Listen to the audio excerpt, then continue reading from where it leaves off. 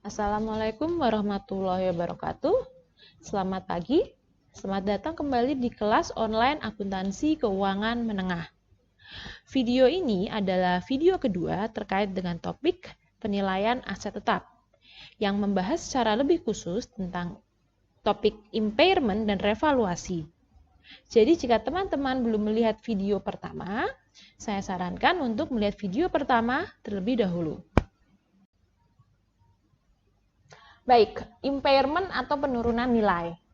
Nah, jadi topik yang akan kita bahas pada video kali ini yaitu topik impairment dan revaluasi adalah perlakuan akuntansi yang muncul ketika terjadi perbedaan signifikan antara nilai bawaan aset tetap, yaitu nilai yang tercatat di sistem akuntansi, dengan nilai guna aset tetap tersebut.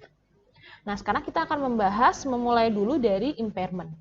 Jadi impairment atau penurunan nilai itu perlu kita perhatikan karena kita lihat di sini aset fisik jangka panjang mengalami penurunan mengalami penurunan nilai signifikan ketika perusahaan tidak dapat memperoleh keuntungan sebesar nilai bawaan aset tersebut. Jadi maksudnya bagaimana? Maksudnya contohnya seperti ini. Katakanlah pada suatu tanggal nilai buku mesin adalah $500.000.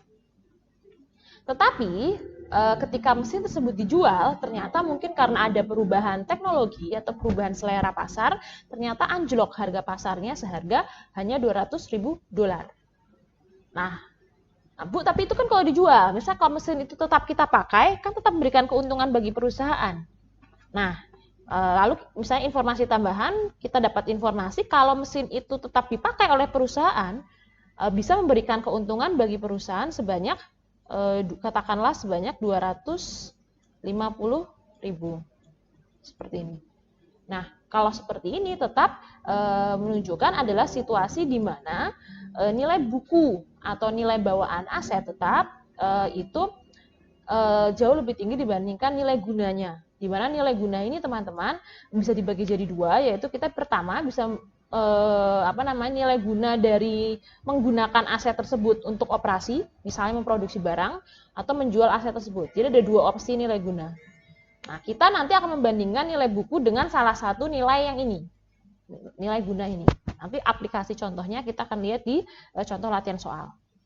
Tapi jika ada situasi seperti ini, di mana nilai kegunaannya nilai manfaatnya bagi perusahaan itu jauh atau secara signifikan berada di bawah nilai bawaan aset tetap tersebut, maka harus dilakukan yang kita sebut sebagai impairment atau penurunan nilai. Secara rutin, yaitu biasanya setiap satu periode akuntansi, perusahaan akan mereview asetnya untuk menemukan apakah terdapat indikator penurunan nilai. Nah, indikator penurunan nilai ini bisa terkait dengan apakah kemampuan aset tersebut menghasilkan keuntungan bagi perusahaan berkurang secara signifikan atau tidak. Nah, seperti yang saya bilang tadi, menghasilkan keuntungannya ini bisa dalam dua cara ya. Pertama adalah dipakai operasional oleh perusahaan, yang kedua adalah jika dijual di pasar.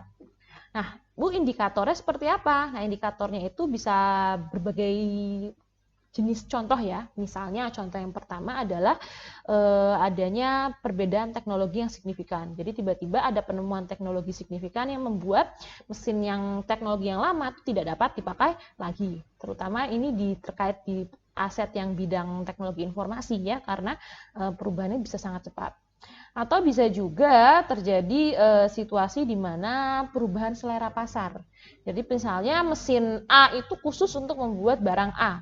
Tiba-tiba ternyata barang A tadinya sangat populer di pasar, karena ada suatu hal menjadi barangnya itu tidak populer, tidak bisa laku lagi. Nah, ini juga akan mengakibatkan mesinnya itu jadi tidak berguna dong, karena mesinnya cuma bisa pakai untuk produksi barang A. Nah, ini juga salah satu indikator penurunan nilai. Jadi jika ada situasi-situasi seperti ini, maka nanti perusahaan harus melakukan yang kita sebut sebagai impairment test atau uji penurunan nilai. Yang contoh aplikasinya akan kita bahas di slide selanjutnya. Baik, langsung saja kita menggunakan contoh aplikatif ya. Perhatikan contoh soal berikut. Asumsikan bahwa cruise company melakukan tes penurunan nilai untuk asetnya. Nah, nilai bawaan peralatan cruise adalah $200.000 dan nilai wajar dikurangi kos penjualan peralatan, fair value less cost to sell dalam bahasa Inggris adalah $180.000 dan nilai peralatan tersebut jika tetap digunakan atau istilah lainnya value in use adalah $205.000. Nah, sekarang kita akan mencoba melakukan uji penurunan nilai dan melihat apakah perlu dilakukan impairment atau tidak. Nah, ini adalah rumus uji penurunan nilai ya, teman-teman. Jadi, langkah pertama, kita mencari dulu apa yang kita disebut oleh recoverable amount atau nilai yang dapat diperoleh kembali. Nilai yang dapat diperoleh kembali oleh perusahaan. Nah, recoverable amount ini kita memilih antara dua informasi keuangan. Jadi yang pertama adalah informasi keuangan nilai guna perusahaan yang diperoleh kalau misalnya perusahaan menjual aset. Jadi ini fair value less cost to sell ini itu adalah keuntungan perusahaan yang didapat dari menjual aset. Nah, jadi nilai yang menjual aset. Lalu dibandingkan dengan yang satunya adalah nilai guna aset dari jika aset tersebut tetap digunakan oleh perusahaan, yaitu value in use. Nanti di antara dua nilai ini pilih yang paling tinggi. Nah, yang paling tinggi akan dipilih sebagai recoverable amount. Nah, nanti recoverable amount itu kita bandingkan dengan carrying amount. Jika carrying amount-nya, kita nanti akan selanjutnya dibandingkan carrying amount dengan recoverable amount. Jika carrying amount-nya carrying amount-nya lebih rendah daripada recoverable amount, maka tidak perlu ada impairment. Tapi jika recoverable amount-nya yang lebih rendah, jadi carrying amount-nya lebih tinggi daripada recoverable amount, artinya apa? Artinya nilai carrying amount harus dikurangi ke recoverable amount. Jika misalnya recoverable amount yang lebih rendah, seperti itu. Nah, coba ya kita akan lakukan uji penurunan nilai berdasarkan cara ini dengan menggunakan informasi keuangan yang sudah ada di sini. Nah, perhatikan yang pertama carrying amount-nya kita ketahui di sini 200.000 ya. Kita lihat 200.000. Selanjutnya kita mencari informasi, membandingkan antara pertama fair value less cost to sell adalah 180.000. Jadi kalau dijual ke pasar, kurang lebih perusahaan akan mendapatkan kas sebesar 180.000. Yang kedua adalah value in use. Jadi jika peralatan tersebut tetap digunakan oleh perusahaan, menghasilkan keuntungan sebesar menghasilkan kas masuk atau keuntungan sebesar 205.000. Dari dua ini dipilih mana yang paling tinggi, yang value in use loh, yang 205.000. Maka yang menjadi recoverable amount-nya adalah 205.000.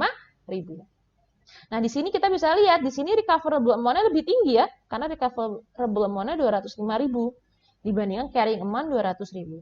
Di situasi seperti ini, maka tidak ada impairment. Nah, sekarang coba kita lihat informasi yang sama, tetapi asumsikan bahwa cruise company mengestimasi bahwa nilai peralatan jika tetap digunakan atau value in use-nya itu sebesar 175.000. Jadi kita hanya mengganti value in use ya. Nah, value in use-nya 175.000. Sekarang kita lihat. Nah, jadi kita lihat value in use 175.000, sedangkan fair value less cost to sell 180.000. Kita bandingkan dua ini, yang lebih tinggi kan ini ya, 180.000. Jadi nilai inilah yang menjadi nilai recoverable amount-nya. Nah, lalu nilai recoverable amount itu kita bandingkan dengan carrying amount. Nah, recoverable amount-nya lebih rendah kan? Nah, karena lebih rendah daripada carrying amount, maka akan ada impairment. Sebesar berapa selisihnya? Jadi yang tadinya 200.000 itu akan kita kurangi supaya menjadi 180.000. Gitu. Jadi kita nanti lihat sehingga nanti cara mencatatnya gimana impairment loss ini. Cara mencatat impairment loss ini adalah dengan jurnal sebagai berikut. Jadi perhatikan akunnya, pertama yang dicatat nilainya adalah selisihnya ya, selisihnya itu sebesar 20.000. Yang kedua perhatikan akunnya, yaitu pertama adalah akunnya debit rugi penurunan nilai, dan kreditnya adalah akumulasi depresiasi. Jadi masuk ke akumulasi depresiasi ya. Rugi penurunan nilai sebesar 20.000. Seperti itu. Lainnya. Seperti itu adalah cara mencatat untuk cara melakukan pengujian penurunan nilai dan juga cara mencatatnya. Oke, di sini ada contoh latihan soal yang nanti akan dibahas di bagian lain. Jangan lupa untuk melihat pembahasan kita akan mengerjakan bersama-sama yang latihan 3 ini. Oke, sekarang setelah impairment, langkah selanjutnya adalah, bukan langkah, topik selanjutnya adalah topik revaluasi. Jadi jika tadi itu kan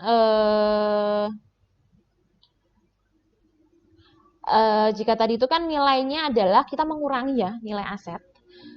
Jika contoh revaluasi ini kita akan melihat bagaimana ada situasi yang memungkinkan kita mencatat aset itu nilainya naik. Karena kalau kita lihat di sini, standar akuntansi IFRS itu mengizinkan kita untuk menilai aset jangka panjang pada cost. Yang cost berarti kita menggunakan depresiasi atau nilai wajar atau revaluasi. Nah, jadi kita boleh memilih antara dua ini. Kalau cost, biasanya kita cenderung menggunakan depresiasi atau impairment. Tapi jika perusahaan memutuskan untuk menggunakan nilai wajar, maka ada kemungkinan atau situasi di mana kita akan bisa terjadi situasi di mana nilai asetnya itu malah justru lebih tinggi atau naik dibandingkan nilai bawaannya. Nah, ini contoh situasi di mana perusahaan boleh melakukan revaluasi. Jadi revaluasi ini bukan kewajiban ya teman-teman, tapi adalah pilihan. Jadi jika perusahaan itu menggunakan sistem revaluasi untuk menilai asetnya, maka dia bisa menggunakan cara seperti ini. Langsung kita menggunakan contoh ya, untuk revaluasi, jadi ada dua subtopik yang perlu diperhatikan. Yang pertama adalah jika kita mencatat revaluasi untuk aset yang tidak didepresiasi, yaitu aset tanah. Yang kedua adalah jika asetnya itu didepresiasi. Nah, kita masuk yang contoh yang tanah dulu. Perhatikan contohnya. Siemens Group membeli tanah senilai 1 juta pada 5 Januari 2010.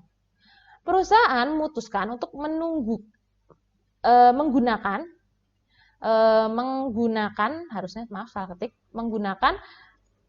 akuntansi revaluasi, menggunakan akuntansi revaluasi untuk menilai tanah pada periode selanjutnya. Jadi perusahaan menggunakan nilai wajar, bukan dibandingkan cost untuk menilai aset tetapnya. Pada 31 Desember 2010, nilai wajar tanah sebesar 1.200.000. Jurnal untuk mencatat nilai tanah pada nilai wajar adalah jurnal. Kita lihat ya. Jadi pertama tentunya kita lihat di sini. Maaf, salah. Jadi kita lihat yang di sini adalah pertama dicatatnya itu, pertama kan dicatatnya di nilai pembukuan perusahaan adalah 1 juta ya, karena belinya kan 1 juta. Tapi karena perusahaan menggunakan revaluasi, dia ngecek, di akhir tahun ternyata harga tanahnya naik nih, sudah jadi 1.200.000. Artinya apa? Naik ya, ada selisih naik sebesar 200.000. Nah, ini mencatatnya bagaimana? Nah, kita lihat, jadi mencatatnya kita lihat langsung. Jadi langsung nilai tanahnya ditambah sebesar 200.000 dan kreditnya pasangannya adalah akun untung belum terrealisasi revaluasi. Untung belum terrealisasi revaluasi atau boleh ditambahin kata tanah. Jadi untuk menunjukkan ini khusus untuk akun tanah, boleh cukup untung belum terrealisasi revaluasi saja. Nah, kenapa ada kata-kata belum terrealisasi? Karena di sini kan tanahnya belum dijual. Sehingga kita belum bisa menyebutnya untung terrealisasi. Masih belum terrealisasi terkait dengan kenaikan nilai tanah. Nah, ini sederhana ya, tanah cukup langsung ditambah saja karena kalau tanah kan tidak ada depresiasi. Sehingga bisa langsung kita menambah nilai tanah sebesar 200.000. Baik, perhatikan bahwa akun untung belum terrealisasi ini, dari revaluasi ini masuknya adalah ke akun pendapatan komprehensif lain. Jadi intinya teman-teman, jangan dimasukkan other income. Ini posisinya adalah laba yang untung yang di paling bawah. Kalau Anda teman-teman masih ingat terkait dengan struktur laporan laba rugi, ini masuknya adalah pendapatan komprehensif lain. Jadi masuknya adalah struktur kalau di laporan laba rugi komprehensif itu yang bawah. Jadi tidak masuk ke bagian laba bersih begitu. Nah, itu jika ingin lihat lebih detail bisa melihat topik laporan laba rugi ya yang sudah kita bahas pada beberapa video sebelumnya. Nah, sekarang kita coba melihat contoh bagaimana perlakuan akuntansi revaluasi jika asetnya itu ada depresiasinya. Nah, kita lihat di sini Lenovo Group membeli peralatan senilai 500.000 pada 2 Januari 2010. Peralatan memiliki umur ekonomisnya 5 tahun, depresiasi menggunakan metode garis lurus, dan tidak ada nilai residunya. Berarti basis depresiasinya kan hanya 500.000 ya di sini. Masih ingat basis depresiasi ya? Kalau pakai metode garis lurus, maka basis depresiasinya adalah cost dikurangi nilai residu. Karena tidak ada nilai residu, jadi di sini langsung 500.000. Lenovo memilih akuntansi revaluasi, salah ketik lagi, revaluasi untuk peralatan ini. Nah, biaya depresiasi yang dicatat Lenovo per 31 Desember 2010 adalah sebesar 100.000. Dari mana? Dari 500.000 dibagi 5 ya. Karena ini pas 1 tahun ya, belinya 2 Januari, kita mau mencatat depresiasi 31 Desember. Jadi, sudah ada akun biaya depresiasi, sudah ada akun akumulasi depresiasi sebesar 100.000. Nah, tapi perusahaan memutuskan menggunakan akuntansi revaluasi. Kalau perusahaannya itu cuma pakai pendekatan cost, maka udah cukup. Kalau sudah depresiasi sudah beres kan. Tapi karena kita di sini perusahaan contoh ini menggunakan pendekatan revaluasi, maka setelah selesai mencatat depresiasi nanti, nah, pertama dicatat dulu depresiasi, jangan lupa dicatat dulu depresiasinya.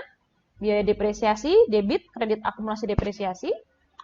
Nah, setelah itu kita lihat informasi tambahannya terkait dengan revaluasi adalah diketahui, jadi kan peralatan memiliki nilai bawaannya kan 400.000 ya, karena cost-nya 500.000 dikurangi akumulasi depresiasi 100.000. Berdasarkan hasil penilaian dari penilai independen, ternyata diketahui atau dapatkan informasi bahwa nilai wajar peralatan per 31 Desember adalah 460.000. Nah, jadi kita perhatikan, di sini cost-nya 500.000, nilai wajarnya 460.000, berarti lebih rendah, ya kan? Tapi kalau dibandingkan sama nilai bawaannya 400.000, tapi di sini nilai wajarnya 460.000. Nah, kalau begini gimana? Nah, kalau seperti ini untung atau naik atau turun atau bagaimana? Nah, kalau seperti ini teman-teman, jadi langkah pertama yang teman-teman ketahui adalah untung realisasinya itu adalah untuk kalau asetnya itu adalah aset yang terdepresiasi, kita membandingkan antara nilai bawaan atau nilai buku dengan nilai wajarnya. Berarti di sini ada untung revaluasi sebesar 60.000. Seperti itu. Nah, sekarang jurnalnya gimana, Bu? Perhatikan, saya langsung tampilkan saja jurnalnya. Nanti jurnalnya seperti ini. Nah, ini kira-kira jurnalnya ini bagaimana nih? Nah, jadi jurnalnya teman-teman untuk revaluasi di sini, Bu, di sini kan tertulis, Ibu bilangnya nilai asetnya naik ke 60.000. Tapi kok malah di jurnalnya ada akun peralatan kredit 40.000. Nah, jadi di sini teman-teman, ini adalah situasi jurnal yang menjadi diperlukan karena di sini ada faktor depresiasi. Jadi yang pertama, ketika kita akan mencatat revaluasi untuk aset yang terdepresiasi, pertama adalah akumulasi depresiasi itu dihapus. Jadi teman-teman kan perhatikan di sini ada akun akumulasi depresiasi kan. Jadi kan pada waktu teman-teman mencatat revaluasi ini ada akun akumulasi depresiasi sebesar 100.000. Nah, nilai akumulasi depresiasi tersebut berapapun nilainya itu dihapus. Jadi nggak ada, jadi ketika perusahaan menggunakan metode revaluasi, tidak ada akun akumulasi depresiasi yang akan bertahan di laporan keuangan. Jadi akumulasi depresiasinya dihapus. Sehingga di sini debit akumulasi depresiasi sebesar 100.000. Begitu. Yang kedua adalah faktor peralatan. Nah, peralatannya di sini, walaupun secara nilai ada kenaikan 60.000, tapi ini tidak bisa langsung kita mencatatnya debit peralatan 60.000. Kenapa? Karena ingat, yang masuk ke akun peralatan itu adalah kos awal yang 500.000. Adanya malah kita mengurangi nilai peralatan sebesar 40.000. Nah, kita mengurangi nilai peralatan sebesar 40.000. Bagaimana, Bu? Karena di sini kan awalnya peralatan tercatat 500.000. Tapi catatan kita yang baru itu nanti adalah nilai peralatan itu adalah 460.000. Jadi kita mengurangi nilai peralatan dari 500.000 menjadi 460.000. Dikurangi berapa? Dikurangi 40.000. Sehingga di jurnal jadinya ada akun debit, akun kredit peralatan sebesar 40.000. Nah, baru setelah itu kita mencatat akun untung belum terrealisasi revaluasi sebesar 60.000 berdasarkan hasil perhitungan kita di sini. Nah, ini adalah jurnal diperlukan kalau kita mencatat revaluasi. Bu, tapi kan itu kan asetnya nilainya naik 60.000. Nah, ini kok nggak kelihatan asetnya peralatan naik 60.000. Ini sebenarnya teman-teman, dengan teman-teman membuat jurnal yang ini, depresiasi dan jurnal yang peralatan ini, teman-teman sudah mencatat kenaikan nilai aset 60.000. Kok bisa? Karena ini, pertama perhatikan, akumulasi depresiasi itu kan mengurangi aset ya. Nah, akumulasi depresiasi dihapus 100.000. Pengurangan asetnya dikurangi 100.000. Jadi gampangnya nilai asetnya naik 100.000. Dengan adanya akun ini, maka nilai aset naik 100.000.